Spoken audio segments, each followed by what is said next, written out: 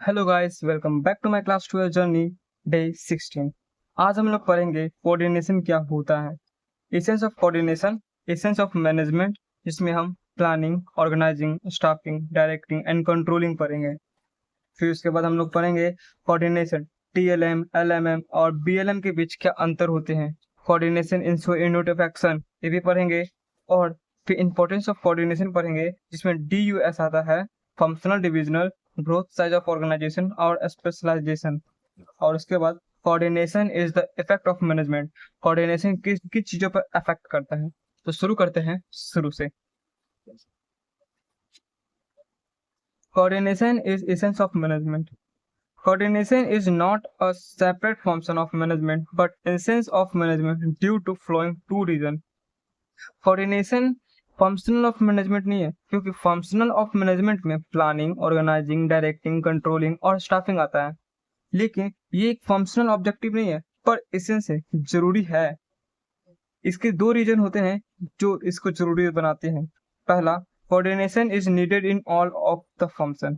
Coordination को हर function में, all में, कोऑर्डिनेशन को हर फंक्शन में जरूरी होती है, जैसे कि प्लानिंग में, ऑर्गेनाइजिंग में, स्टाफिंग में, डायरेक्टिंग में, कंट्रोलिंग में, सब में जरूरत होती है। प्लानिंग में कैसे? तो statement planning of work from TLM to BLM। जब तक TLM और BLM के बीच तालमेल नहीं होगा तब तक प्लानिंग नहीं होगी, और उसी को बरकरार रखने के लिए कोऑर्डिनेशन की जरूरत होती है। फिर दूसरा है organising, statements division of work among divisional and different department. समझो, MLM में बहुत सारे डिपार्टमेंट होते हैं, finance department, marketing department, HR department.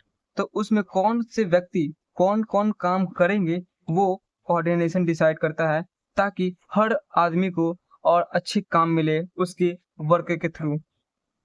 Staffing में क्या होता है? तो स्टाफिंग में right person for right job और राइट प्लेस, यानी कि कोऑर्डिनेशन यह महत्वपूर्ण काम करता है जो हर व्यक्ति को अच्छा जगह, अच्छा काम और अच्छा प्लेस दे। डायरेक्टिंग में भी वही होता है, communication, leadership, motivation of growth of performance. Coordination in लोग को जोड़ता है ताकि मोटिवेट हो, लीडरशिप बने और मोटिवेटिंग हो। कंट्रोलिंग क्या होता है? तो controlling control of activity through personal objective and the other techniques of controlling, यानी कि जो TLM ने पॉलिसी निकाला था वो BLM को मिलता है ताकि वो काम को कर सके, पॉलिसी को अप्रूव कर सके, और उसे बरकरार रखने के लिए कोऑर्डिनेशन की जरूरत होती है। फिर इसके बाद देखते हैं coordination as needed as all level. Coordination हर लेवल में आई है, जैसे कि TLM, BLM और MLM, इन तीनों में कोऑर्डिनेशन की होनी बहुत जरूरत होती है, क्योंकि अगर ये नहीं होगा तो कोऑर्डिनेशन बरकरार नहीं होगा, बिजनेस डूब जाएगा। TLM में कैसे? तो it continues to ensure that observe all policy are carried out, यानी कि TLM जो पॉलिसी बनाता है उसे देखने के लिए वो MLM को बोलता है, MLM BLM को बोलता है और BLM वर्कर को देखता है। फिर जो BLM देखता है उसे MLM को पहुंचाता है और MLM TLM तक पहुंचाता है। बस उसी प्रकार को कोऑर्डिनेशन कहते हैं। जब तक कोऑर्डिनेशन होगा नहीं तब तक पॉलिसी ऊपर तक जाएगा नहीं। LMLM में भी वही है, coordination which department, header, TLM और BLM, यानी कि वो अपने लीडर में और TLM और BLM के बीच एक फंक्शनल होता है जिससे हर काम को एक दूसरे के पास कम्युनिकेट किया जाता है, बांटा जाता है। BLM में भी वही होता है, coordination is the activity of its work to ensure that work proceed according to the place. इसमें यह बोल रहा है कि जो व्यक्ति जिस प्लेस के लिए काम कर रहा है वो उस व्यक्ति के लिए सही है या नहीं है, वो कोऑर्डिनेशन बताता है कि उसे क्या काम करना चाहिए।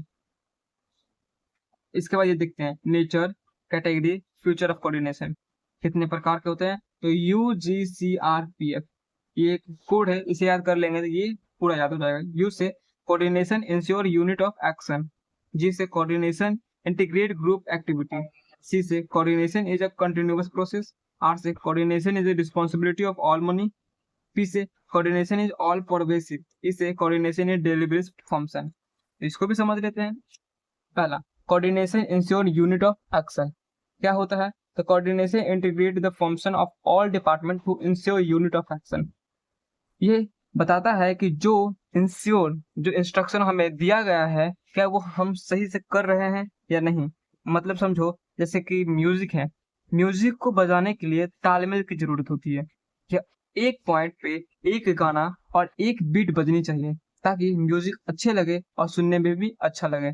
इसे ही सिर्फ बिजनेस में इम्प्लीमेंट करो कि एक काम को एक व्यक्ति करता है और दूसरे काम को दूसरे व्यक्ति करता है, बट दोनों को सेम फॉर्म में करना चाहिए।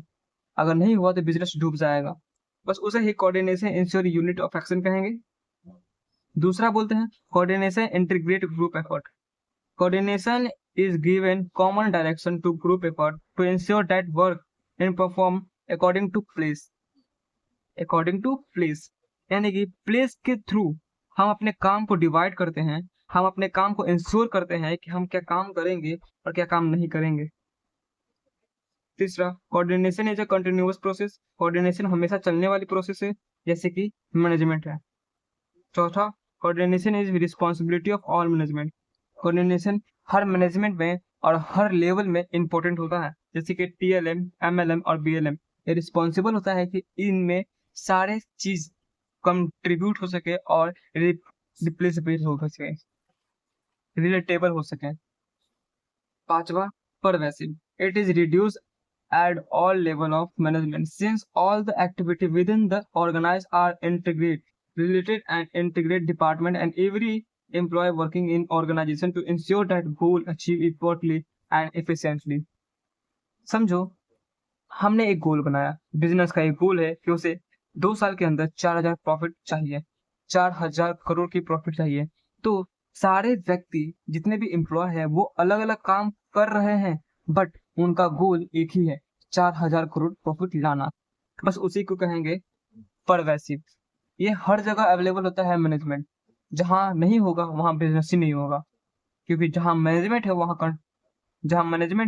वहां कोऑर्डिनेशन होगा ही होगा। फिर छठा देखते हैं, coordination is deliberate function. Coordination is never established by itself, but it is the deliberate effort it means absorbed manager is to be taken for achieving goal the organization। हमने बोला कि जो अलग अलग व्यक्ति काम करते हैं उनका गोल एक ही होता है, बट काम अलग अलग करते हैं, बस उसी को कहेंगे डेलिब्रेट फंक्शन। इसके बाद ये ला पढ़ते हैं, importance of coordination, functional diversion. In an organization, people and work are divided into different sections of department like production, marketing, and sales, and recalling the function of all department to achieving goal। हमने बताया था ना, coordination and deliberate function सिर्फ उसी का एक copy है, जहां पर लोग काम तो करते हैं बट वो अलग अलग फॉर्म में काम करते हैं, जैसे कि फाइनेंस का अलग काम, मार्केटिंग का अलग काम, सेल्स का अलग काम और मैनेजमेंट का अलग काम।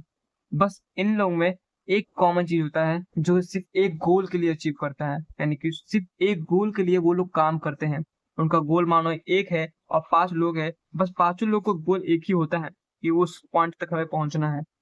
उसे डेवलप फंक्शनल डेलिब्रेशन कहेंगे। उसे growth size of organisation, with the growth and the size of organization no of employee increases so that the growth needed to unit of improve effort of individual। इसमें यह बोल रहा है कि अगर business छोटा है तो हम अपने आराम से काम कर सकते हैं, बट अगर बिजनेस बड़ा है तो उसे हम आराम से काम नहीं कर सकते, उसमें मैनेजमेंट की जरूरत होनी चाहिए। अगर नहीं होगी तो हो ही नहीं सकता ये बिजनेस, क्योंकि जब तक मैनेजमेंट है तब तक कोऑर्डिनेशन है, और कोऑर्डिनेशन है तो बिजनेस है। Specialisation, due to increase in complementary and deliberation of modern technology in its way the functional organization force and specialized theory specialized company provided better quality of production and the customer। Her company में एक specialisation होता है, यानी कि एक आदमी होता है जो सारी चीजों में स्पेशलिस्ट होता है। यानी कि अगर किसी भी चीज में प्रॉब्लम आए, किसी भी चीज में कुछ भी प्रॉब्लम आए, तो वो प्रॉब्लम सोल्व करता है। अगर नहीं है तो हर डिपार्टमेंट में एक स्पेशलाइजेशन होगा ही होगा, ताकि उसे अच्छे से संभाल सके। उसे ही कहेंगे स्पेशलाइजेशन, जो एक वर्क में एक आदमी को काम करवा सके। यहाँ देखो, coordination is effort of management. Coordination is not a sector function of management but essence of management due to following two reasons। हमने बताया था, सॉरी, हमने तो यही बताया था आपको। Coordination essence of management, coordination effect of management है और ये एसेंस ऑफ मैनेजमेंट है। बस थोड़ा सा प्रॉब्लम है और इसमें थोड़ा सा रिलेटेबल बताते हैं।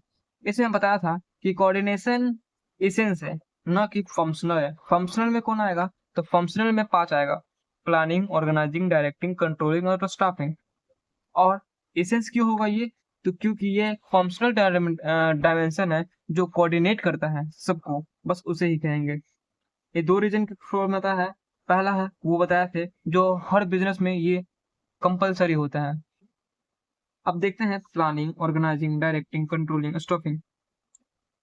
बस इसी प्रकार का है जो हमने यहाँ बताया था, organising, planning, controlling, staffing, directing. सिर्फ उसी को कॉपी कर देना है, देख रहे हो ना?